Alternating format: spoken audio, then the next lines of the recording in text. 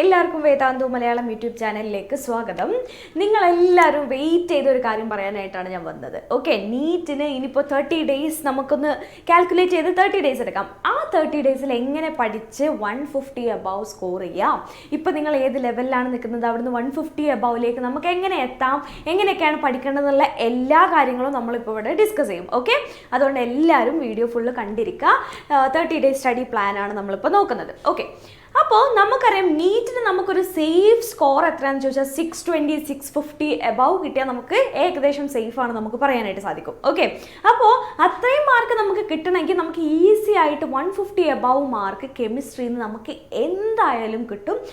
ഒരു തരത്തിലും നമ്മൾ പേടിക്കേണ്ട ആവശ്യമില്ല. എന്തായാലും നമുക്ക് കെമിസ്ട്രിയിൽ നിന്ന് 150 എബവ് വാങ്ങാനായിട്ട് സാധിക്കും.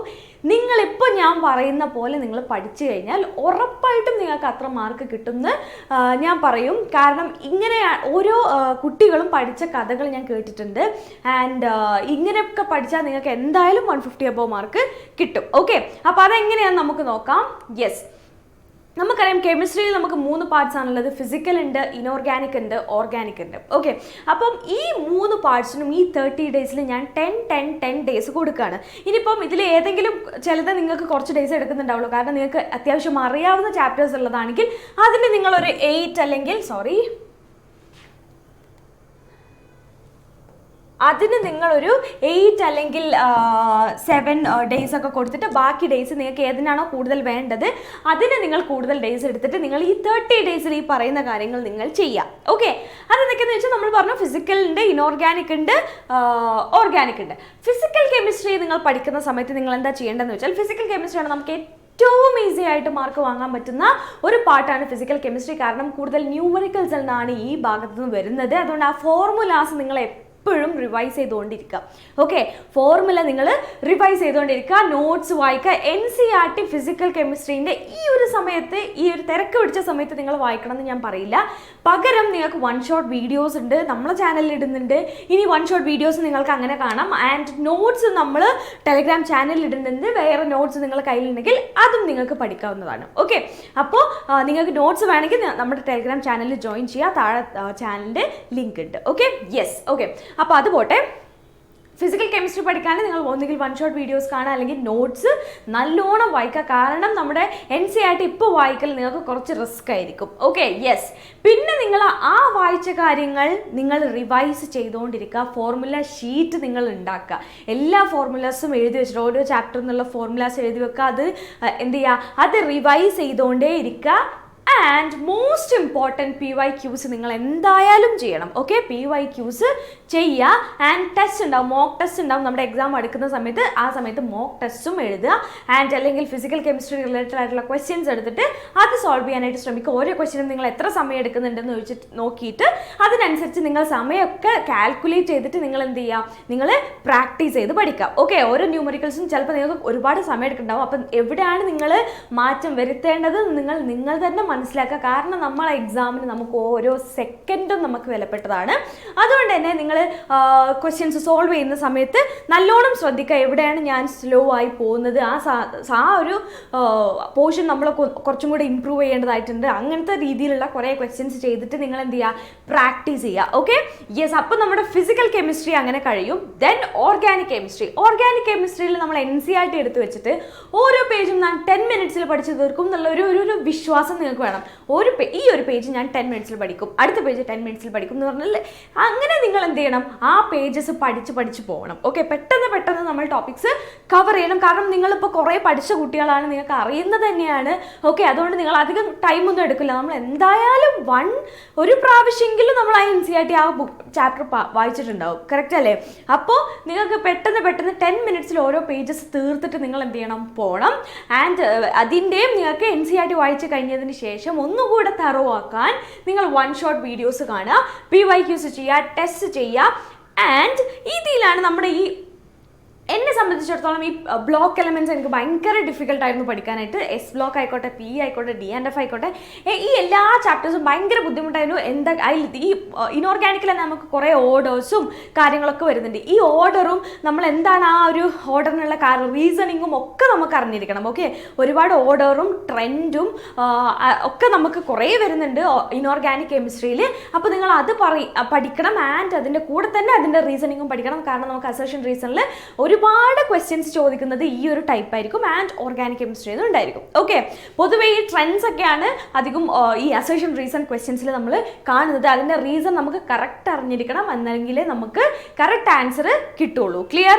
യെസ്. അപ്പോൾ നമ്മൾ ഈ വൺ ഷോട്ട് വീഡിയോസ് കാണാൻ NCERT വായിച്ചു കഴിഞ്ഞതിന് ശേഷം വൺ ഷോട്ട് വീഡിയോ കണ്ടിട്ട് ഒന്നും കൂടെ ആ കോൺസെപ്റ്റ് നമ്മൾ തലയിൽ നല്ലോണം കയറ്റുക. ദെൻ PYQs ചെയ്യുക, ടെസ്റ്റ് ഒക്കെ അറ്റൻഡ് ചെയ്യുക. ആൻഡ് നിങ്ങൾ എല്ലാ ദിവസവും ഒരു 20 മിനിറ്റ്സ് ആ ബ്ലോക്ക് എലമെന്റ് നിങ്ങൾക്ക് ഏതാണോ ഡിഫിക്കൽട്ട് ആയത് ആ ഒരു ടോപ്പിക് ഒന്നുകൂടെ നിങ്ങൾ എന്നും റിവൈസ് ചെയ്യാം. ക്ലിയർ?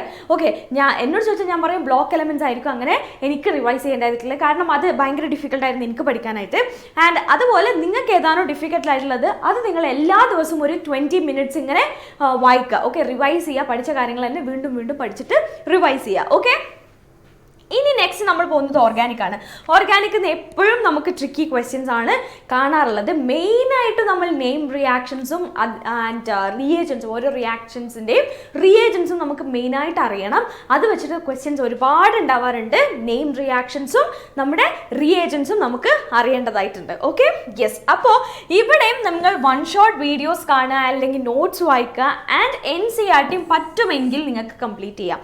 ഓക്കെ, നിങ്ങൾക്ക് പറ്റും എന്ന് നിങ്ങൾക്ക് തോന്നുകയാണെങ്കിൽ NCERT നിങ്ങൾക്ക് പഠിക്കാവുന്നതേ ഉള്ളൂ. ആൻഡ് 4 to 5 ടൈംസ് എങ്കിലും ഓരോ ചാപ്റ്ററും നിങ്ങൾ റിവൈസ് ചെയ്യണം.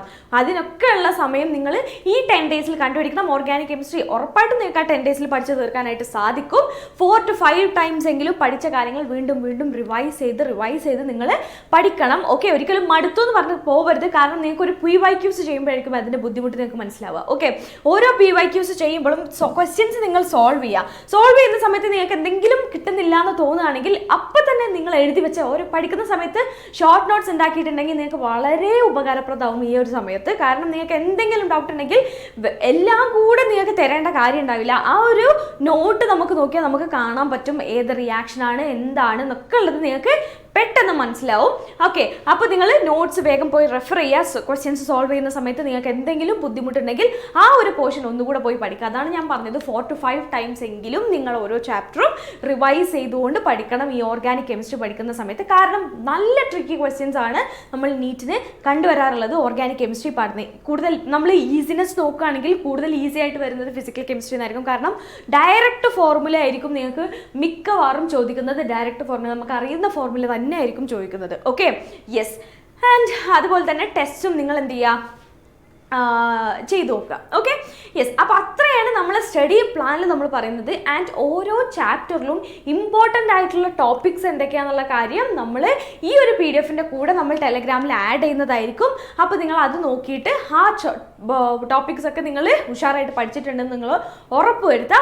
ആൻഡ് നമുക്ക് എന്ത് ചെയ്യണം, 180 സ്കോർ ചെയ്യണ്ടേ. 180 ഞാൻ സ്കോർ ചെയ്യും എന്നുള്ള ഒരു കോൺഫിഡൻസിൽ നിങ്ങൾ ഇരിക്കുക. ഓക്കെ, 180 തന്നെ ഞാൻ സ്കോർ ചെയ്യും എന്നുള്ളൊരു കോൺഫിഡൻസിൽ നിങ്ങൾ ഇരിക്കുക. Okay, yes. അപ്പോൾ ഇത്രയും പഠിച്ചു കഴിഞ്ഞാൽ നിങ്ങൾക്ക് പിന്നെ എക്സാമിൻ്റെ മുന്നേയുള്ള ദിവസങ്ങളിൽ നിങ്ങൾക്ക് കാമായിട്ട് നിങ്ങൾക്ക് റിവൈസ് ചെയ്യാം, നിങ്ങൾക്ക് മോക്ക് ടെസ്റ്റ് കൊടുക്കാം.